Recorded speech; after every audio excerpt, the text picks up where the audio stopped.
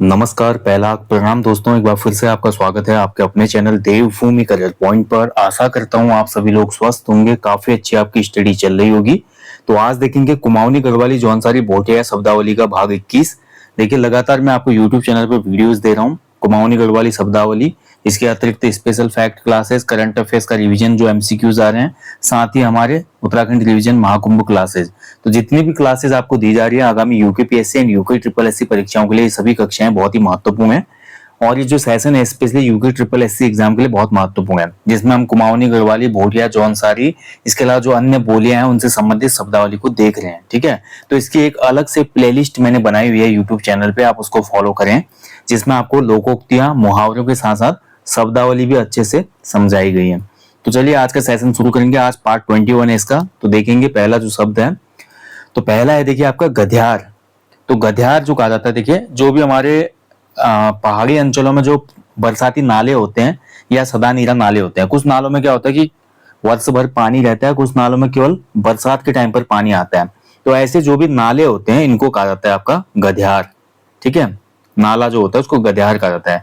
और वैसे जो छोटी नदी होती है पर्वतीय अंचलों में, इस छोटी नदी को कहा जाता है गाड़। ठीक है, ये भी आपको याद रखना है, नदियों के लिए गाड़ शब्द प्रयोग किया जाता है।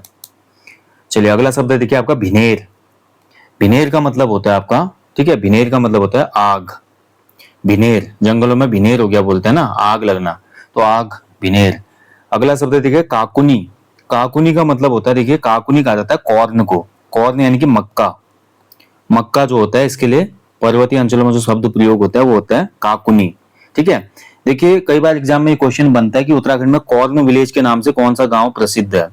आपने पढ़ा होगा करंट अफेयर्स में, कॉर्न विलेज, मक्का गांव। तो कॉर्न विलेज के नाम से हमारा प्रसिद्ध है मसूरी के निकट आपका सैंजी गांव, जो कि टिहरी गढ़वाल जनपद में आता है। सैंजी गांव को उत्तराखंड में कॉर्न विलेज कहा जाता है। चलिए अगला देखेंगे घाम। तो घाम का मतलब होता है आपका धूप। ठीक है, तो घाम शब्द प्रयोग किया जाता है किसके लिए? धूप के लिए। अगला देखिए धुरा या डाना। धुरा, डाना या डांडा। धुरा, दाना, डाना या डांडा। जैसे हम पढ़ते हैं कालों का डांडा। कालों का डांडा जो था लैंसडाउन का पुराना नाम था। ठीक है, जब हमारा भारत का वायसराय लैंसडाउन बना तो कालों का डांडा का नाम चेंज करके फिर लैंसडाउन किया गया था। तो धुरा, डाना या डांडा जो शब्द प्रयोग होता है किसके लिए प्रयोग होता है? आपका ऊंचे पहाड़ों के लिए, ऊंचे पहाड़ या पर्वत के लिए। ठीक है, ऊंचे पहाड़ या पर्वत के लिए धुरा डांडा शब्द प्रयोग होता है। अगला शब्द है देखिए बगड़। बगड़ क्या होता है? देखिए नदी के किनारे का जो मैदानी भाग होता है, आप देखेंगे जहां पर भी नदी होगी ना, तो नदी के आसपास का जो भाग होता है वो मैदानी होता है। और उस मैदानी भाग में खेती आप देखेंगे प्राचीन काल से ही उत्तराखंड में आपको देखने को मिलती है। बहुत से बगड़ हैं, जैसे चमोली में देखेंगे आप नारायण बगड़ है। ठीक है, उसके अलावा हमारे कुमाऊं क्षेत्र में भी बहुत से बगड़ नाम से क्षेत्र हैं। मैंने आपको बोला कि मैं इस पे एक अलग से वीडियो दूंगा आपको, बगड़ क्षेत्र पे, सैंग क्षेत्र पे। ठीक है, और जो भी हमारे अन्य नाम हाट होते हैं, जैसे हाट जहाँ बाजार लगती थी, तो ये बाद में करेंगे। अभी बगड़ का मतलब आपको समझना है। बगड़ का मतलब है नदी के किनारे का मैदानी भाग। नदी के किनारे का मैदानी भाग। ठीक है, तो नदी के किनारे जो भी प्लेन एरिया होता है उसको कहा जाता है बगड़। चलिए अगला देखेंगे माणा। माणा का मतलब माणा या माणी। ठीक है, माणा या माणी, यह आपका उत्तराखंड में एक मापन पैमाना है, यानी कि अनाज का मापन पैमाना है। अनाज का मापन पैमाना। देखिए जब हमने परमार वंश पढ़ा था, परमार वंश में हमने पढ़ा ना, एक मापन पैमाना निकाला था किसने? अजय पाल ने, जिसका नाम था धूली पाथा। धूली पाथा जो था एक ऑफिशियल आपका राज्य के द्वारा एक मापन प्रणाली निकाली गई थी। उस समय क्या होता था, काफी लोग क्या करते थे, इसमें बहुत हेर फेर करते थे। मान लीजिए किसी को अनाज देना है तो छोटा पात्र उपयोग करते थे, किसी से अनाज लेना है तो बड़ा पात्र उपयोग करते थे। तो अजय पाल को जैसे इसकी भनक लगी तो उसने बोला संपूर्ण राज्य में एक सेम मात्रक का पात्र उपयोग होगा, जिसका नाम रखा धूली पाथा। अगला शब्द देखिए रॉ। रॉ का मतलब होता है आपका नदी का गहरा भाग। जो भी नदी या गाड़ होती है उत्तराखंड में, नदी का जो सबसे गहरा भाग होता है उसको कहा जाता है रॉ। ठीक है, अगला शब्द देखिए मौ। मौ का मतलब होता है आपका जो हमारी फैमिली होती है, परिवार होते हैं, परिवार या कुटुंब के लिए जो शब्द प्रयोग होता है मौ होता है। ठीक है, कुटुंब या परिवार। आपने पढ़ा होगा गोरखा काल में एक टैक्स था जिसको मौकर कहा जाता था। मौकर, मौकर भी तो लगाया था ना गोरखाओं ने, यानी कि परिवार पे टैक्स लगाया था गोरखाओं ने। तो मौ से मतलब हो गया परिवार। चलिए आगे बढ़ेंगे। अगला शब्द है देखिए भ्योल। भ्योल शब्द का मतलब होता है देखिए आपका चट्टान। ठीक है, भ्योल का मतलब होता है आपका चट्टान। नेक्स्ट है देखिए छीड़ा। छीड़ा का मतलब होता है जो भी हमारे जितने भी वाटरफॉल्स हैं, वाटरफॉल के लिए, झरने के लिए आपका छीड़ा शब्द यूज किया जाता है। ठीक है, तो छीड़ा शब्द उपयोग किया जाता है। छीड़ा जैसे बोले हमारा आपका भेल छड़ा आपका बनता है, कई बार एग्जाम में क्वेश्चन बनता है कहाँ पे स्थित है। और ऐसे छीड़ा नाम से, छीड़ा जहाँ पे भी आपको दिखेगा ये समझना है आपने, छीड़, छीड़ भी बोलते हैं इसको, छीड़ या छीड़ा, यानी कि आपका झरने की बात हो रही है, वाटरफॉल की। अगला शब्द है देखिए थकुली। थकुली का मतलब हो जाता है आपका थाली। ठीक है, खाना खाने वाली, भोजन करने वाली जो थाली होती है उसको थकुली कहा जाता है। अगला शब्द है देखिए गोठ। गोठ में पूर्व वीडियोज में भी आपको बता चुका हूँ। गोठ का मतलब होता है आपका मवेशियों को बांधने का स्थान, गौशाला जिसको कहा जाता है। तो गौशाला को आपका गोठ कहा जाता है। ठीक है, पर्वतीय अंचलों में जो आपके घर दिखेंगे, आपको इस प्रकार के घर दिखते हैं, तो ऊपरी भाग में क्या करते हैं, मनुष्य निवास करते हैं, और इसके निचले भाग में हमेशा आप देखेंगे यहाँ पर मवेशियों के लिए गोठ होता है, जिसको गोठ या गौशाला कहा जाता है। ये आपका गोठ हो गया ये वाला। ठीक है, और यहाँ पर क्या करते हैं, लोग निवास करते हैं इसमें, इस वाले भाग में। अगला शब्द देखिए तेलफाट। तेलफाट और सेलफाट, ये दो टर्म है, आपको अच्छे से याद होने चाहिए। तेलफाट और सेलफाट। तेलफाट का मतलब होता है जहां पर बहुत अच्छे से घाम आता हो। घाम मतलब जिस स्थान पे ज्यादा धूप आती हो, जिस स्थान पर ज्यादा धूप रहे, यानी कि धूप वाला स्थान, इसको तेलफाट कहा जाता है। सेलफाट का मतलब, सेल का मतलब छाया होता है, और सेलफाट का मतलब होता है जिस स्थान पर धूप कम रहे। ठीक है, धूप कम। आप पर्वतीय अंचलों में देखते हैं कि बहुत से ऐसे पर्वतीय क्षेत्र है जहां पर ज्यादा धूप आती है, दिन भर धूप रहती है, और कुछ क्षेत्र ऐसे होते हैं जहां पर पर्वत आगे से लग जाता है, तो वहां पर ज्यादा छाया रहती है। तो छाया वाला जो क्षेत्र है वो सेलफाट कहलाता है। जहां पर आपका सूर्यास्त तक धूप रहती है, बहुत अच्छी धूप रहती है, उस स्थान को तेलफाट कहा जाता है। अगला शब्द है देखिए भीड़। भीड़ का मतलब हो जाता है आपका, भीड़ का मतलब होता है जो खेत की दीवार होती है, खेत की दीवार को भीड़ कहा जाता है। चलिए आगे बढ़ेंगे। नेक्स्ट देखिए आपका राठ।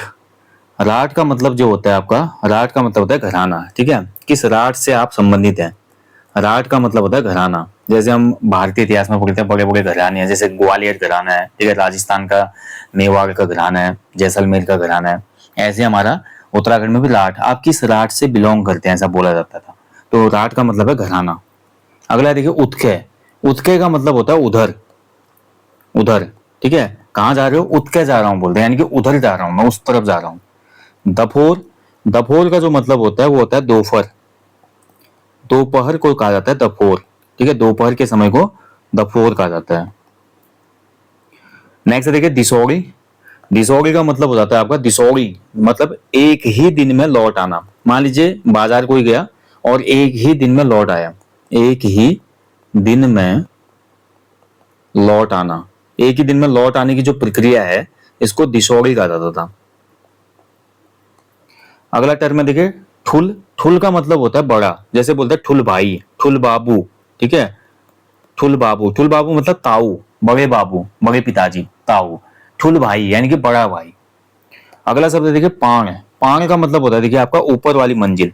घर में जो ऊपर वाली मंजिल होती है, ऊपर वाली मंजिल, उसको कहा जाता है पाण। ठीक है, चलिए नेक्स्ट चेली। चेली तो सभी लोग जानते होंगे। चेली जो कहा जाता है आपका, चेली शब्द बेटी के लिए प्रयोग होता है कुमाऊं में, आप सभी लोग जानते हैं कुमाऊं में बेटी को चेली कहा जाता है। ऐसे गढ़वाली में देखिए आपका, गढ़वाली में भी पूछा जाता है, तो गढ़वाली में आपका नौनी कहा जाता है। ठीक है, नौनी। अगला देखिए काकी। काकी का मतलब होता है आपका चाची। ठीक है, काकी का मतलब चाची होता है। ऐसे चाचा के लिए जो प्रयुक्त शब्द होता है, चाचा को काक कहा जाता है, काक, काक या काक। अगला शब्द देखिए जगजा या जेठजा। जगजा या जेठजा कहा जाता है आपको किसको, ताई की बहन को, ताई की बहन। ठीक है, इसको क्या कहा जाता है, जगजा या जेठजा। चलिए अगला शब्द है देखिए भताक। भताक का मतलब होता है, मान लीजिए आपने किसी को थप्पड़ मार दिया बहुत जोर से। ठीक है, थप्पड़ या चांटा लगाना जो होता है, थप्पड़ या चांटा, इसको कहा जाता है आपका भटाक। ठीक है, भटाक। अगला देखिए मयड़ी और जयड़ी। मयड़ी और जयड़ी का मतलब होता है माँ और बेटी। मयड़ी का मतलब होता है माँ और जयड़ी का मतलब होता है बेटी, माँ और बेटी। चलिए नेक्स्ट देखेंगे अज्ञाल। अज्ञाल का होता है दोस्तों, देखिए अज्ञाल का मतलब क्या होता है, बहुत ध्यान से समझेंगे। देखिए मान लीजिए किसी मंदिर में पूजा है, ठीक है, तो किसी मंदिर में जब भी पूजा होती है तो गांव वासी अपने पहली अनाज का आटा या चावल वहां पर क्या करते हैं, चढ़ाते हैं। तो देव पूजन के अवसर पर दिए जाने वाला जो आटा चावल होता है, यानी कि जो भी अनाज होता है, आटा चावल, इसको हम कह सकते हैं अनाज।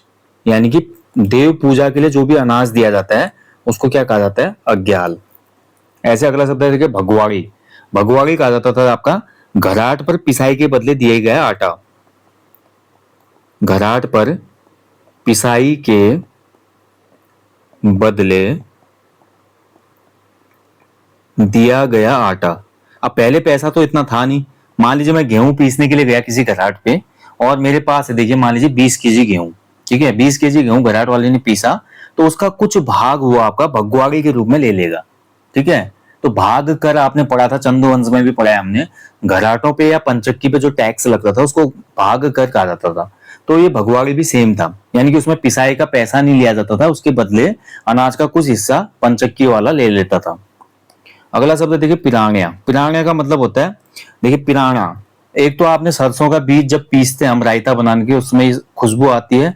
दूसरा आपने देखा होगा जब प्याज हम खाते हैं तो प्याज खाते समय नाक में बहुत तीखा एहसास होता है, यानी कि प्याज की जो तीखी गंध होती है, ठीक है, प्याज की तीखी गंध।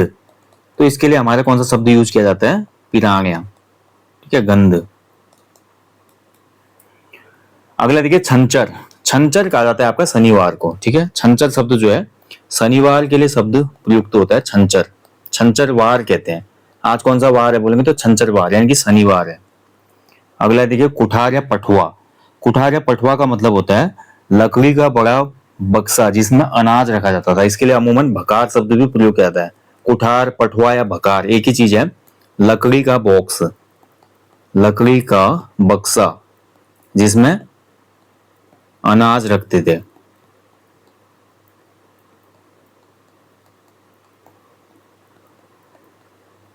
ठीक है। अगला शब्द है देखिए आपका मुछाला या मुछाइलू। मुछाला या मुछाइलू का मतलब है आपका जलती हुई लकड़ी। तो जलती हुई लकड़ी के लिए ये शब्द प्रयोग किया जाता है, जलती हुई लकड़ी।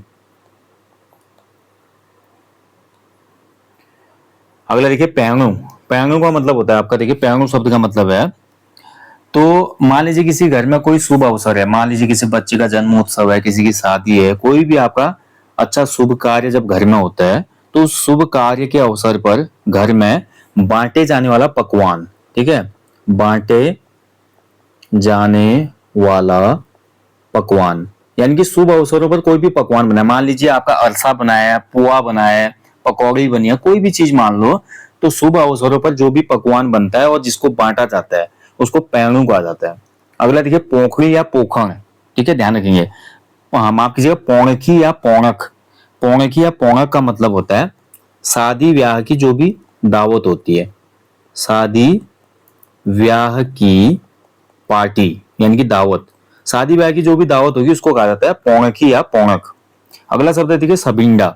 सबींडा का मतलब होता है बिल्कुल शुद्ध, ठीक है, शुद्ध, या कह सकते हैं जो उल्टा ना हो, जो उल्टा न हो, इसके लिए शब्द प्रयोग होता है सबींडा। अगला शब्द है देखिए बांटा।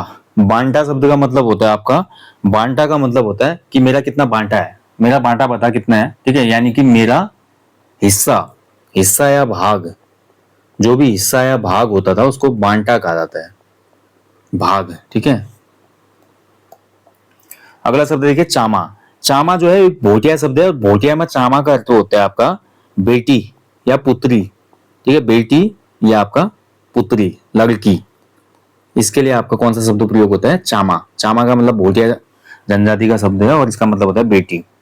अगला शब्द है राख। राख का मतलब, राख मतलब वही जो आग जलाने पे राख बचती है, इस राख के लिए हमारा शब्द प्रयोग होता है छार, छारो, ठीक है, छार या छारो जो होता है राख को कहा जाता है। नेक्स्ट है देखिए आपका सांदंग। सांदंग शब्द जो होता है, सांदंग का मतलब होता है आपका पेड़, ठीक है, वृक्ष या पेड़, वृक्ष या पेड़ के लिए ये शब्द प्रयोग होता है सांदंग। अगला शब्द है देखिए मंगरा। मंगरा का मतलब होता है आपका पनघट, जहां पर पानी भरने जाते हैं गांव वाले, तो ग्रामवासी जो भी हमारा स्प्रिंग होता है, धारा होता है, नौला होता है, जहां पर भी पानी भरने जाते हैं, इस प्लेस को ये मंगरा कहते हैं, ठीक है, पनघट का क्षेत्र, पनघट का क्षेत्र जो होता है पानी वाला क्षेत्र। नेक्स्ट है देखिए आपका लपसी। लपसी का मतलब क्या होता है, देखिए लपसी जो होता है आटे का हलवा होता है, आटे का हलवा, तो लपसी बनाई जाती है। लपसी का मतलब क्या होता है, देखिए ध्यान से समझिए। आटा जो होता है, पहले आटे को घी में भूना जाता है, उसमें गुड़ या मीठा मिला के फिर पानी डाला जाता है, दूध भी डाला जाता है, जो आप डाल सकते हैं। उसके बाद एक लिक्विड नुमा क्या होता है आपका हलवा बनता है, तो इसी लिक्विड नुमा हलवे को लपसी कहा जाता है, ठीक है। अगला शब्द है देखिए श्याल। श्याल का मतलब होता है गीदड़, ठीक है, गीदड़।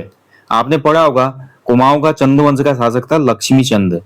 लक्ष्मी चंद जो था बहुत डरपोक था, इसलिए लक्ष्मी चंद का जो किला था उसको क्या कहा जाता था, श्याल बुंगा। पढ़ा है ना आपने चंद्रवंश के इतिहास में, लक्ष्मी चंद के किले को श्याल बुंगा कहा जाता था। तो श्याल का मतलब होता है गीदड़, यानी कि गीदड़ का किला हो गया। लक्ष्मी चंद ने गढ़वाल के खिलाफ 8 युद्ध किए थे, ठीक है, और बहुत बुरी तरीके से पराजित हुआ। हालांकि एक लास्ट युद्ध में इसको आंशिक विजय प्राप्त होती है, जिसके उपलक्ष्य में खतड़वा पर्व मनाया जाता है, खतड़वा पर्व, ठीक है। तो ये पूरी कहानी मैंने आपको कुमाऊं के चंद्रवंश में अच्छे से बताया। तो श्याल का मतलब होता है गीदड़, जैकल, ठीक है। तो ये था दोस्तों आज कुमाऊनी, गढ़वाली, जौनसारी और भोटिया शब्दावली का पार्ट 21, और बहुत महत्वपूर्ण शब्दों को आज हमने देख लिया इसमें। बाकी जो भी क्लासेज और जो भी सेशन आपको मिल रहे हैं यूट्यूब चैनल पे, इनको आप फॉलो कीजिए। बाकी हमेशा की तरह बोलूंगा यार, अपने जीवन में एक पेड़ अवश्य लगाएं, लोगों को भी इसके लिए अवेयर करें।